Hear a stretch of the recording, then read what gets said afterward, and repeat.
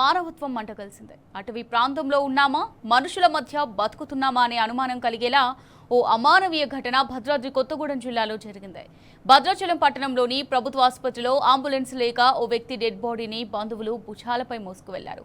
గతంలో ఛత్తీస్గఢ్, ఒరిస్సా లాంటి ఏజెన్సీ ప్రాంతాల్లో ఇలాంటి ఘటనలు చూసేవాళ్ళం. కానీ ఇప్పుడు ముగ్గురు మంత్రులున్న జిల్లాలో ఇలా ప్రభుత్వ ఆసుపత్రిలో కనీస వసతులు కల్పించకపోవడం దురదృష్టకరం. అంబులెన్స్ లేక డెడ్ బాడీని చేతులపై పట్టుకెళ్లే ఈ అమానుష ఘటన రాష్ట్ర ప్రభుత్వ వైఫల్యానికి చెంపపెట్టు లాంటిది.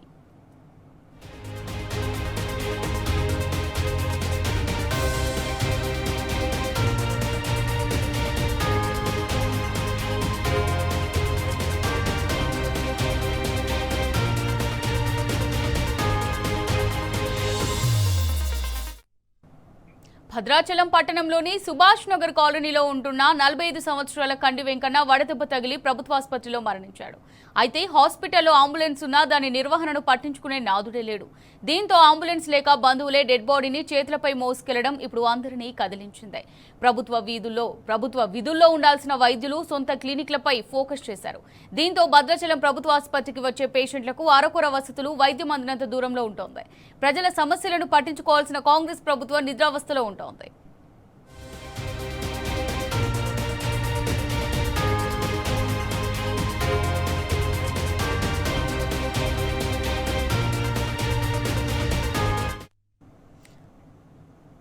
రైట్ కా దీనికి సంబంధించి మరిన్ని డీటెయిల్స్ మా రిపోర్టర్ సాంబా అందిస్తారు. రైట్ సాంబా, మరి అంబులెన్స్ అందుబాటులో లేక భద్రాద్రి కొత్తగూడెం జిల్లాలో బంధువులే డెడ్ బాడీని మోసుకెళ్లే పరిస్థితిని మనం చూస్తున్నాం. మరి దీనికి సంబంధించి డీటెయిల్స్ ఏ విధంగా ఉన్నాయి సాంబా? అమూల్య, అత్యంత అమానవీయ ఘటన. ప్రభుత్వ నిర్లక్ష్యం ఎంత దారుణంగా ఉందో చెప్పేటువంటి ఘటన. కనీస మానవత్వం పాటించినటువంటి వ్యవస్థలను ప్రశ్నించేటువంటి ప్రశ్న ఇవాళ భద్రాద్రి కొత్తగూడెం జిల్లాలో జరిగింది. నిన్న సాయంత్రం పూట భద్రాచలం సంబంధించినటువంటి పట్టణంలో సుభాష్ నగర్ కాలనీకి చెందినటువంటి కండే వెంకన్న, 45 ఏళ్ల వయసు ఉండేటువంటి వెంకన్న పెయింటర్ పనిచేస్తూ జీవనం కొనసాగిస్తున్నాడు. కొంత కుటుంబ కలహాల కారణంతోన ఈయన మదిర నుంచి వచ్చి భద్రాచలంలో నివాసం ఉంటున్నట్టుగా ఆయన స్నేహితులు తెలియజేశారు. నేను సాయంత్రం వడదెబ్బ తగిలి అస్వస్థతకు గురైనటువంటి అపస్మారక స్థితిలో ఉన్నటువంటి వెంకన్నను భద్రాచలం ఏరియా ఆసుపత్రికి అతని స్నేహితులు నాగారం, మోసిద్దిని ఇద్దరు తీసుకుని వెళ్లారు. తీసుకునేటువంటి సందర్భంలో పరీక్షించినటువంటి వైద్యులు అప్పటికే వెంకన్న మృతి చెందినట్లుగా ధృవీకరించారు. డెడ్ బాడీని మార్చిరికి తీసుకెళ్లాలని చెప్పి అక్కడ నుంచి వెళ్లిపోయారు. కనీసం మార్చిరికి తరలించడానికి అక్కడ వెహికల్ లేదు, ఒక స్ట్రక్చర్ ఏర్పాటు చేయలేదు. తర్వాత వెంకన్న డెడ్ బాడీని ఇంటికి తీసుకెళ్తాం, తరలించేందుకు అంబులెన్స్ ఏర్పాటు చేయాలని వచ్చినటువంటి నాగారం, మోజుని ఇద్దరు వేడుకున్నప్పటికీ కూడా అధికారులు స్పందించలేదు. దాదాపు 2 గంటల పాటు అక్కడే వెయిట్ చేసినట్లుగా ఈ మృతదేహాన్ని మోసుకొని వెళ్ళినటువంటి ఇద్దరు వ్యక్తులు ఎవరైతే నాగారం, మోసుద్ది ఉన్నారో వీళ్ళిద్దరూ చెప్తా ఉన్నారు. 2 గంటలకు పైగా ప్రభుత్వం అధికారుల యొక్క స్పందన కోసం ఎదురు చూసామని చెప్తున్నారు. అంబులెన్స్ ఇస్తారని అనుకున్నామని చెప్పారు. కానీ ఎలాంటి స్పందన రాకపోవడం, అక్కడ ఉన్నటువంటి సెక్యూరిటీ విభాగం కావచ్చు, తర్వాత ఉన్నటువంటి మిగతా అడ్మినిస్ట్రేటివ్ విభాగం కావచ్చు, ఎవ్వరూ రెస్పాండ్ కాకపోవడంతో దిక్కు లేనటువంటి పరిస్థితుల్లో గత్యంతరం లేక ఆ వెంకన్న మృతదేహాన్ని భుజాల మీద వేసుకొని నడిచి వెళ్లిపోయినటువంటి దుస్థితి ఉంది. అక్కడ నుంచి దాదాపు 1.5 కిలోమీటరే ఉంటుంది సుభాష్ నగర్ ఏరియా కాలనీ భద్రాచలం ప్రభుత్వ ఆసుపత్రి నుంచి. సో ఇందులో అనేకమైనటువంటి సమస్యలు. ఒకటి, మానవత్వం అనేది కనీసం పాటించలేదు. చనిపోయినటువంటి వ్యక్తి పట్ల మానవీయ కోణంలో వ్యవహరించినటువంటి వైద్యులు కావచ్చు, సెక్యూరిటీ సిబ్బంది కావచ్చు, మిగతా విభాగాలకు సంబంధించినటువంటి వ్యక్తులు ఎవ్వరూ కూడా మానవత్వాన్ని కనీసం పాటించకపోవడం అనేది ఇప్పుడు ప్రశ్నార్థకంగా మారింది. నిన్నటి నుంచి రాత్రి ఘటన జరిగిన తర్వాత 9-9:30 ప్రాంతంలో ఘటన జరిగిన తర్వాత ఇప్పటి వరకు భద్రాచలం సోషల్ మీడియా గ్రూపులలో దీని మీద విశృంఖలమైనటువంటి ప్రశ్నలు ప్రభుత్వాన్ని ప్రశ్నిస్తున్నారు. ఎందుకంటే ఛత్తీస్గఢ్, ఒడిశా, జార్ఖండ్ లాంటి అభివృద్ధి లేనటువంటి ప్రాంతాలలోనే ఇట్లా మృతదేహాలను మోసుకుపోయినటువంటి ఘటనలు దేశవ్యాప్తంగా సంచలనం సృష్టించాయి, దేశాన్ని కుదిపేసినటువంటి నేపథ్యం ఉంది. కానీ అన్ని రకాలుగా అభివృద్ధి చెందినటువంటి భద్రాచలం పట్టణం లాంటి చోట ఒక మృతదేహాన్ని తరలించేందుకు అంబులెన్స్ ఏర్పాటు చేయకపోవడం కూడా పెద్ద ప్రశ్నార్థకంగా మారింది. ఇంకా సెక్యూరిటీ లోపం కూడా స్పష్టంగా కనిపించింది. మృతదేహాన్ని కొందరు వ్యక్తులు బయటకు తీసుకుని వెళ్తుంటే అడ్డుకోలేనటువంటి సెక్యూరిటీ వ్యవస్థను ఇప్పుడు ప్రశ్నార్థకంగా మారింది. ఏం చేస్తున్నారు అక్కడ ఉన్నటువంటి సెక్యూరిటీ సిబ్బంది? ఒక మృతదేహాన్ని చేతుల మీద ఎందుకు తీసుకెళ్తున్నారు అనేటువంటి కనీసమైనటువంటి మౌలిక ప్రశ్నలు వేయలేదు. ఇక లీగల్ ఇష్యూస్ కూడా అనేకం తెర మీదకి వస్తున్నాయి. ఎందుకంటే చనిపోయినటువంటి వ్యక్తి కాజ్ ఆఫ్ డెత్ తెలియకుండా పిఎంఈ అంటే పోస్ట్ మార్టం చేయకుండా, లేదంటే కనీసం కన్సెంట్ తీసుకోకుండా, న్యాచురల్ డెత్ అయినప్పటికీ కూడా కన్సెంట్ తీసుకున్న తర్వాతనే మృతదేహాన్ని బయటికి పంపించాల్సి ఉంటుంది. లీగల్ ఫార్మాలిటీస్ కూడా పాటించినట్టుగా ఎక్కడ కనిపించడం లేదు.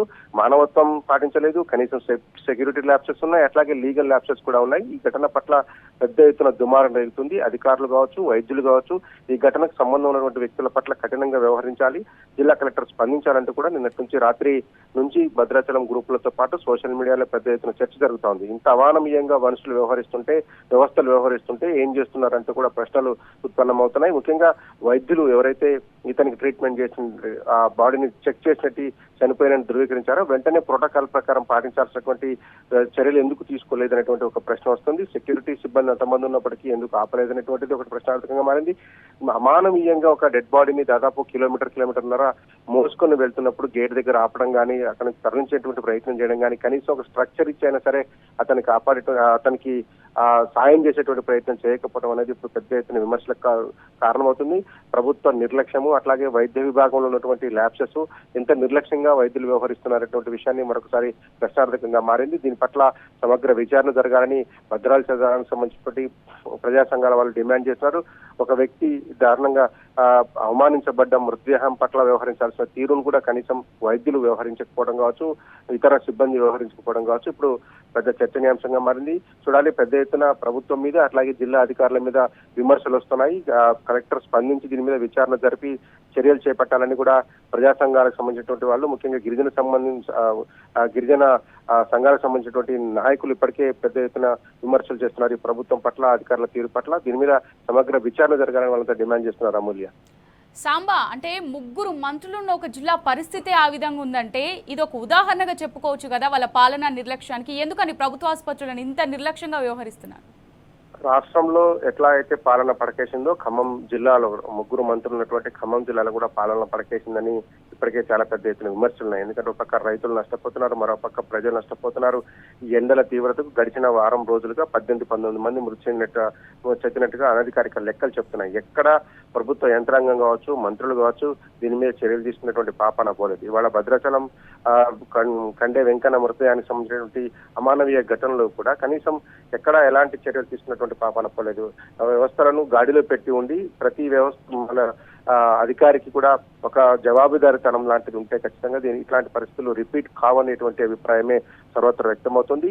పాలన మీద పట్టుకోల్పోయారు. ఆధిపత్య పోరులో ఎవరు చేసుకునేటువంటి క్రమంలో మంత్రులు ఉన్నారు కాబట్టి జిల్లా కలెక్టర్లను కావచ్చు, కింది స్థాయి ఉద్యోగులను కావచ్చు, జిల్లా స్థాయి ఉద్యోగులను కావచ్చు ఒక ఫంక్షనింగ్ స్ట్రక్చర్ సరిగా చేయకపోవటము, అట్లాగే వ్యవస్థలను గాడిలో పెట్టకపోవడం వల్ల ఇటువంటి పరిస్థితులు ఉత్పన్నమవుతాయనేటువంటి అభిప్రాయం వ్యక్తమవుతోంది. ఇప్పటికైనా మంత్రులు పాలన మీద దృష్టి పెట్టి ప్రజా సమస్యలను పరిష్కరించాలని విపక్షాలతో పాటు ప్రజా సంఘాలు అట్లాగే స్థానిక ప్రజలు కోరుతా ఉన్నారు. గ్రామాలలో సమస్యలు పెండింగ్ అయిపోయినాయి, అమానవీయ ఘటనలు వస్తున్నాయి.